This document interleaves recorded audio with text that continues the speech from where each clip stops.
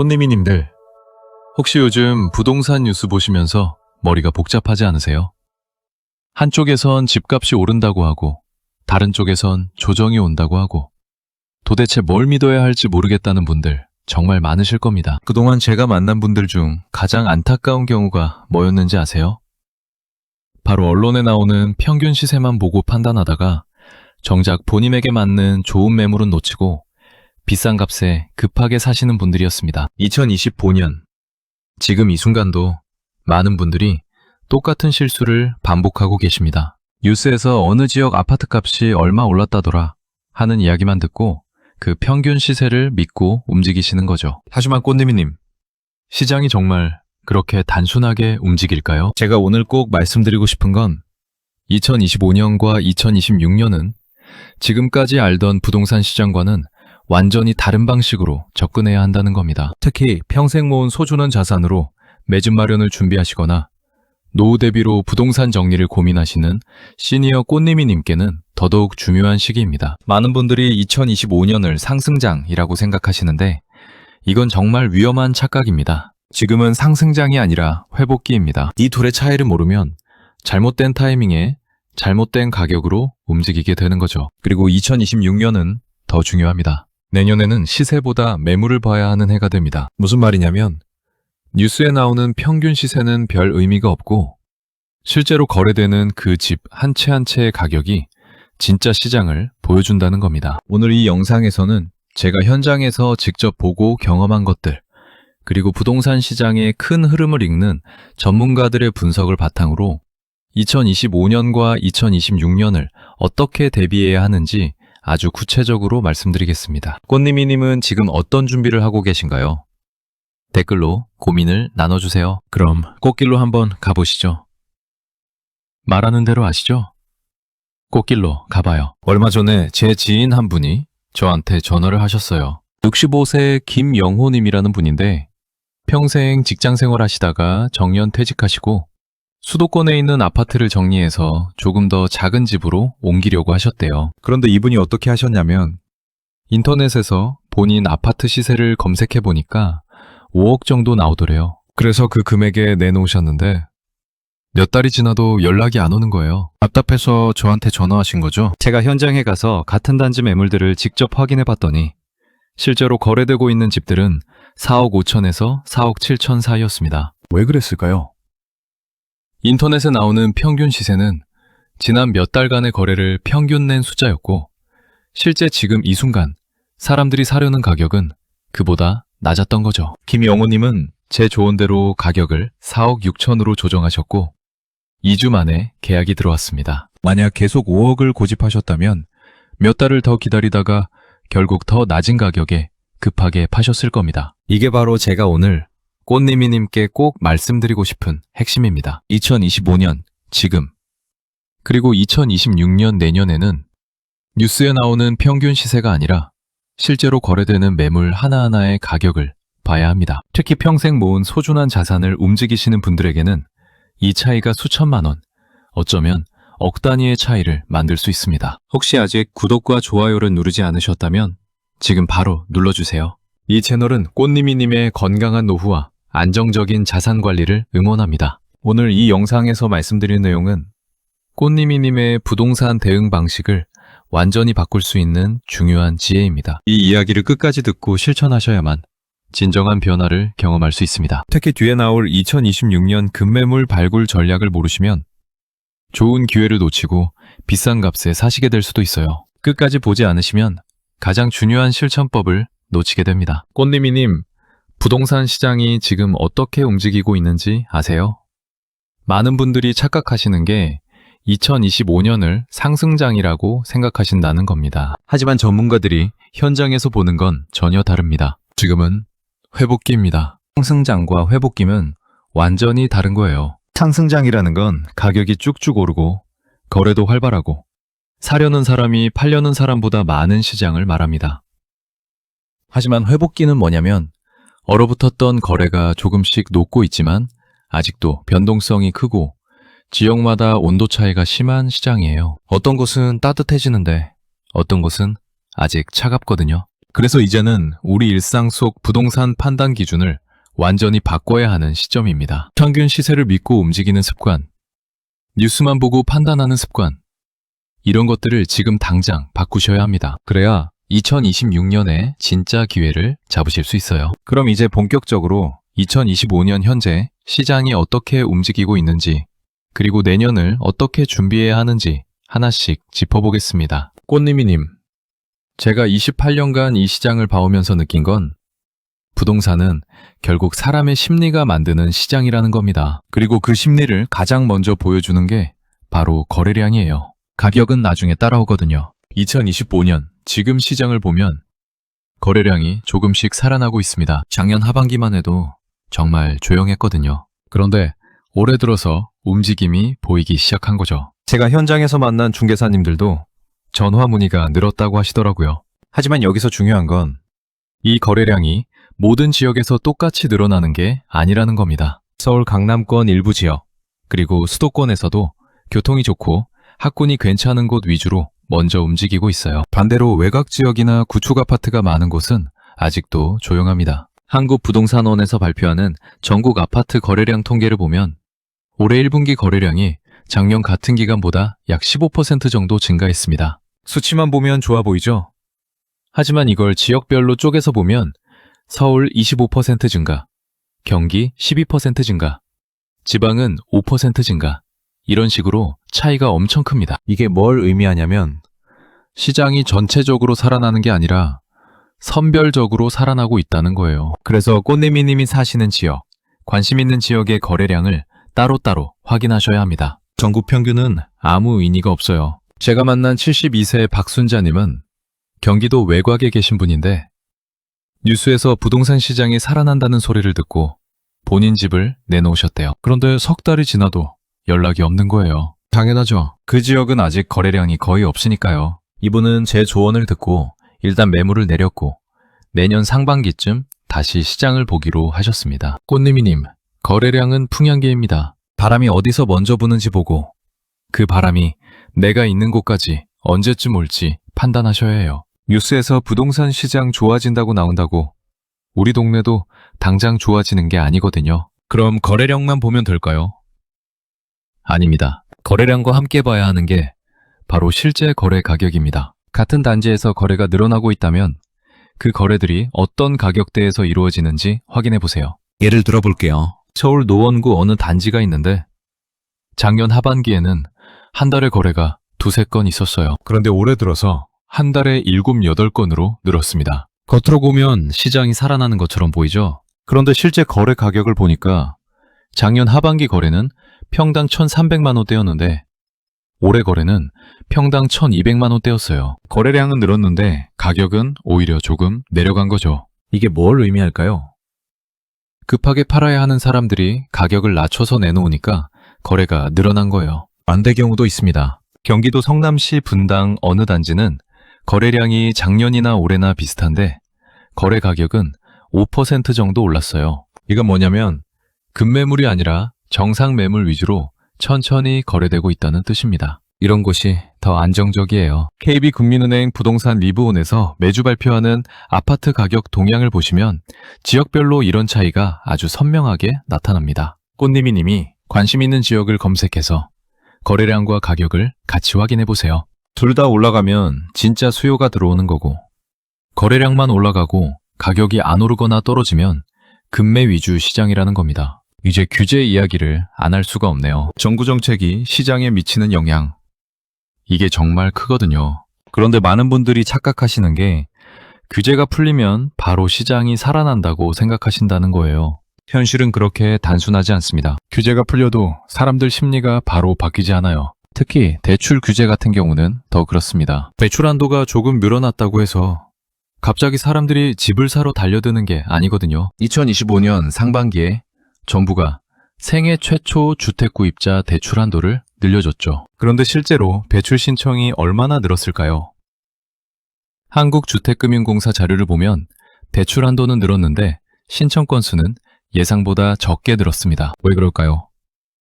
금리가 아직 높기 때문이에요. 제가 만난 58세 정미경님은 아들 내외 집 마련을 도와주시려고 하시는데 대출 한도가 늘어난 건 좋은데 금리가 4%대라서 고민이 많으시더라고요. 원금 상환 부담이 만만치 않으니까요. 이런 분들이 정말 많습니다. 그래서 규제 완화 뉴스만 보고 섣불리 움직이시면 안 돼요. 규제가 어떻게 바뀌었는지, 그게 실제로 시장에 어떤 영향을 주는지, 그리고 금리와 대출 조건은 어떤지, 이런 걸 종합적으로 봐야 합니다. 특히 토지거래 허가구역 같은 규제는 더 조심하셔야 해요. 이게 지정되면 거래 자체가 거의 멈춰버리거든요. 서킷 브레이크라고 생각하시면 됩니다. 주식시장에서 가격이 너무 급등하거나 급락하면 거래를 잠깐 멈추잖아요. 토지거래 허가구역도 비슷해요. 문제는 이게 언제 풀릴지 모른다는 겁니다. 지정은 빠른데 해제는 느려요. 그래서 허가구역 안에 있는 땅이나 집은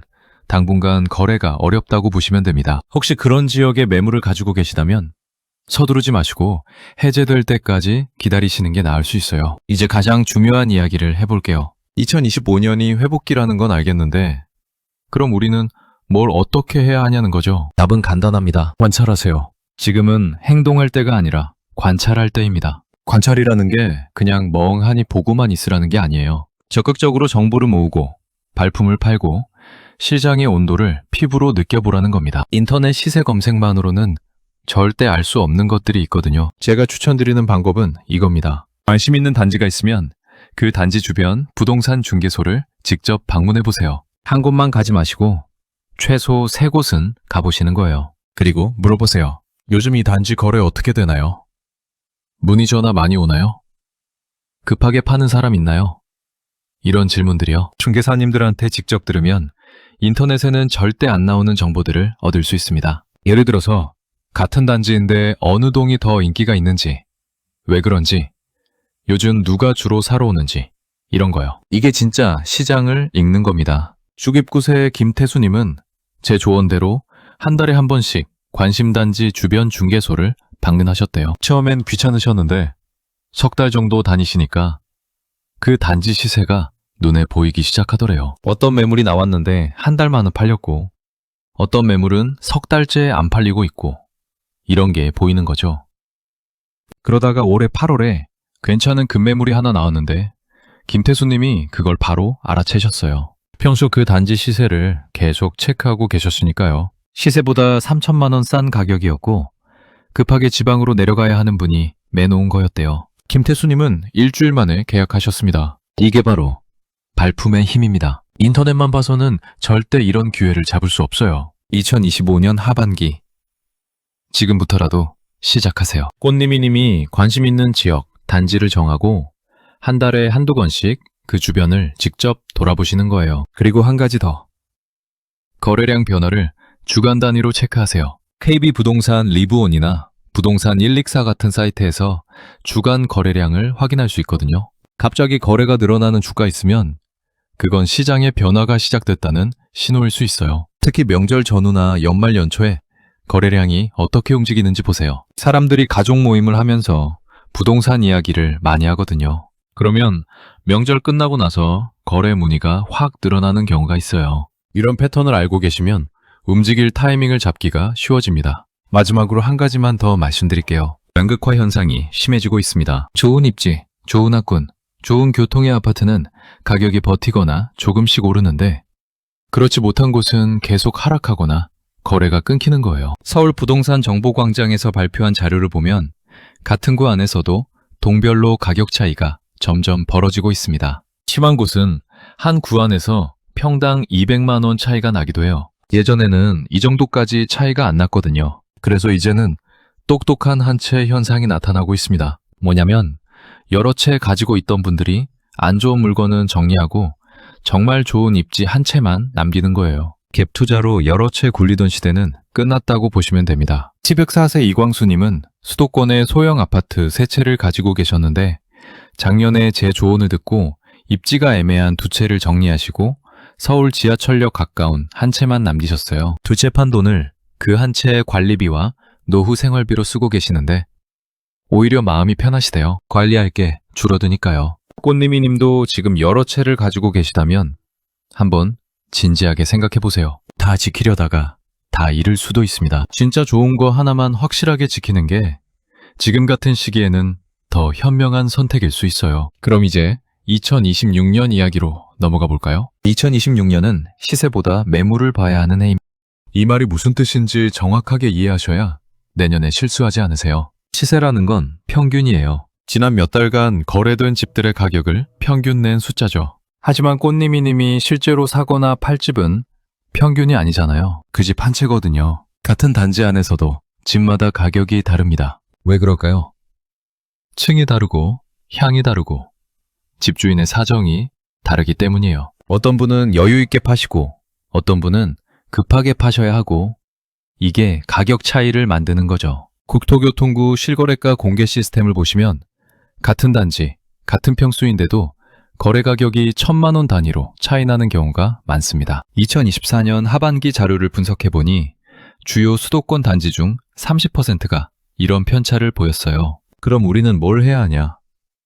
매물 하나하나를 직접 확인하고 왜 이 가격에 나왔는지 이유를 파악해야 합니다. 급매물이라고 무조건 좋은 게 아니에요. 급하게 파는 이유가 뭔지 알아야 해요. 제가 만난 61세의 최영희님은 작년에 급매물이라는 말만 듣고 서둘러 계약하셨는데 나중에 알고 보니 그 집이 있는 동 바로 옆에 대형 공사가 예정되어 있었대요. 그래서 급하게 판 거였던 거죠. 최영희님은 지금 소음 때문에 고생하고 계세요. 급매물을 볼 때 체크할 것들을 말씀드릴게요. 첫째, 왜 급하게 파는지 물어보세요. 이사 가야 해서인지, 돈이 급해서인지, 아니면 그 집이나 단지에 무슨 문제가 있어서인지 이유를 정확하게 확인하셔야 해요. 둘째, 그 집만 싼 건지 아니면 그 단지 전체가 하락 추세인 건지 비교해보세요. 한 집만 시세보다 싸게 나온 거라면 기회일 수 있지만 단지 전체가 계속 떨어지고 있다면 그건 급매가 아니라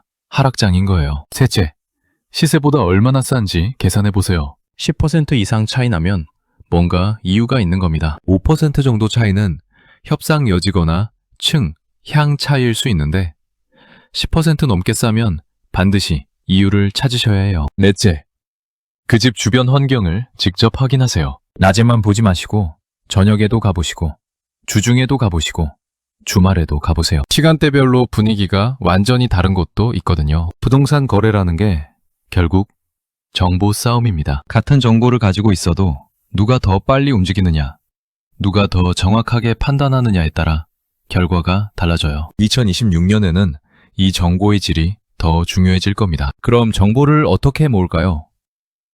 아까 말씀드린 것처럼 발품이 기본이고 여기에 네트워크를 더하셔야 해요. 중개사님들과 관계를 만드세요. 한두 번 방문하고 끝내지 마시고 꾸준히 연락하면서 친분을 쌓으시는 거예요. 중개사님 입장에서 생각해보세요. 한번 왔다가 안 오는 사람과 꾸준히 연락하고 관심 보이는 사람 중에 누구한테 먼저 좋은 매물 정보를 줄까요? 당연히 후자죠. 그래서 관계가 중요한 겁니다. 70세 손미자님은 작년부터 집 근처 부동산 중개소 3곳과 꾸준히 연락하고 지내셨대요. 명절 때 떡도 돌리시고 가끔 커피도 사드리고 하시면서요. 그랬더니 올해 초에 좋은 매물이 나왔을 때 중개사님이 손미자님한테 제일 먼저 연락 주셨대요. 아직 인터넷을 올리기도 전에요. 손미자님은 다른 사람들이 그 매물을 보기도 전에 계약하셨습니다. 이게 네트워크의 힘이에요. 돈 들이지 않고도 할 수 있는 일인데 많은 분들이 안 하세요. 조금만 부지런하면 되는데 말이죠. 2026년을 준비하시려면 지금부터라도 시작하세요. 그리고 한 가지 더. 온라인 정보도 활용하시되 맹신하지는 마세요. 네이버 부동산, 부동산 164, 직방 같은 앱들 보시죠. 거기 나온 매물 정보는 참고만 하세요. 실제 가격이나 상태는 직접 확인해야 합니다. 왜냐하면 온라인에 올라온 매물은 이미 여러 사람이 본 거예요. 진짜 좋은 급매는 올라오기도 전에 팔립니다. 온라인은 시세 파악이나 전체적인 분위기 보는 용도로만 쓰시고 실제 거래는 발품과 네트워크로 하셔야 해요. 입주 물량 이야기도 해야겠네요. 2026년에는 신규 입주 물량이 줄어든다는 전망이 많습니다. 한국건설산업연구원 자료를 보면 2026년 전국 아파트 입주 예정 물량이 2025년보다 약 20% 감소할 것으로 예상돼요. 입주 물량이 줄어들면 어떻게 될까요? 공급이 줄어드니까 가격 상승 압력이 생기는 건 맞는데 지역마다 상황이 다릅니다. 수요가 많은 곳은 가격이 오를 수 있지만 수요가 없는 곳은 입주 물량이 줄어도 별 영향이 없어요. 특히 조심하셔야 할 게 입주 물량 감소를 호재로만 받아들이면 안 된다는 겁니다. 입주가 줄어든다는 건 거꾸로 생각하면 지금 짓는 게 없다는 뜻이기도 하거든요. 건설사들이 분양을 안 하는 이유가 뭘까요? 안 팔릴 것 같아서죠. 그래서 입주 물량 감소가 호재인지 악재인지는 그 지역의 수요를 봐야 합니다. 서울 강남이나 분당처럼 수요가 확실한 곳은 호재가 맞는데 외곽 지역은 오히려 시장이 위축되는 신호일 수 있어요. 수급 불균형도 심해질 겁니다. 필요한 곳에는 집이 없고 필요 없는 곳에는 집이 남아도는 현상이 더 심해진다는 거죠. 국토연구원이 발표한 자료를 보면 서울과 수도권 일부 지역은 주택 보급률이 100%가 안 되는데 지방은 120%가 넘는 곳도 많아요. 이게 뭘 의미하냐면 앞으로는 입지가 정말 중요해진다는 겁니다. 좋은 입지는 더 비싸지고 나쁜 입지는 더 싸지거나 아예 거래가 안 될 수 있어요. 그래서 꽃님이님이 집을 사시든 파시든 입지를 최우선으로 고려하셔야 합니다. 입지 판단 기준을 말씀드릴게요. 첫째, 지하철역 도보 10분 이내가 기본입니다. 버스 정류장은 노선이 바뀔 수 있어서 불안하고 지하철이 확실해요. 둘째, 초등학교 거리가 중요합니다. 자녀가 없으셔도 집값은 학군이 좌우하거든요. 셋째, 대형마트나 전통시장이 가까운지 보세요. 나이 드시면 차 운전도 부담스러워지는데 걸어서 장볼 수 있으면 생활이 훨씬 편합니다. 넷째, 병원 접근성이에요. 특히 종합병원이 가까우면 좋죠. 응급 상황 생각하면 정말 중요합니다. 이런 입지 조건을 다 갖춘 곳은 비쌉니다. 당연하죠. 하지만 이 중에서 몇 개만 갖춰도 괜찮아요. 전부 다 만족하는 곳을 찾으려고 하면 예산이 안 맞거든요. 본인한테 뭐가 제일 중요한지 우선순위를 정하시고 그걸 중심으로 찾으세요. 66세 윤석진님은 지하철역이 제일 중요하다고 생각하셔서 다른 건 조금 양보하더라도 역세권 안에서만 매물을 찾으셨어요. 그래서 학구는 조금 애매하지만 역에서 5분 거리 아파트를 계약하셨는데 지금 대팔려고 내놓으면 문의가 엄청 많이 온대요. 역세권이니까요. 마지막으로 2026년 대응 전략을 정리해 드릴게요. 머리품, 손품, 다리품을 팔아야 합니다. 머리품은 정보 분석이에요. 뉴스 보시고 통계 확인하시고 시장 흐름을 읽으시는 거죠. 손품은 온라인 검색이고요. 다리품은 직접 발로 뛰는 겁니다. 이 세 가지를 다 하셔야 2026년에 좋은 기회를 잡을 수 있어요. 하나만으로는 부족해요. 머리로만 분석하고 현장에 안 가시면 실제 시장을 모르고 다리품만 팔고 정보 분석을 안 하시면 방향을 잘못 잡을 수 있거든요. 균형 있게 세 가지를 다 하시되 본인이 제일 약한 부분을 보완하세요. 인터넷은 잘하는데 발품이 약하시면 발품을 늘리시고 현장은 열심히 다니는데 정보 정리가 약하시면 그걸 보완하시는 거예요. 그럼 이제 오늘 내용을 정리하면서 마무리해 볼게요. 꽃내미님, 오늘 정말 중요한 이야기들을 많이 나눴습니다. 처음부터 끝까지 들어주셔서 감사드려요. 이제 핵심만 쏙쏙 정리해 드릴게요. 먼저 2025년, 지금 이 시기를 어떻게 봐야 하는지부터 짚어봤습니다. 많은 분들이 상승장이라고 착각하시는데 전문가들이 현장에서 보는 건 회복기예요. 얼어붙었던 거래가 조금씩 녹고 있지만 지역마다 온도 차이가 엄청 크고 변동성도 여전히 높은 시장이라는 거죠. 잘못된 상식은 뭐였나요? 평균 시세만 보고 판단하는 것. 뉴스에 나오는 전국 통계를 우리 동네에 그대로 적용하는 것. 규제 완화 소식만 듣고 바로 시장이 살아날 거라고 기대하는 것. 이런 게 다 위험한 착각이었습니다. 올바른 관리 방법은 뭐였죠? 거래량과 가격을 같이 보는 것. 내가 관심 있는 지역만 집중적으로 관찰하는 것. 발품을 팔아서 현장 정보를 직접 확인하는 것. 중개사님들과 꾸준히 관계를 만드는 것.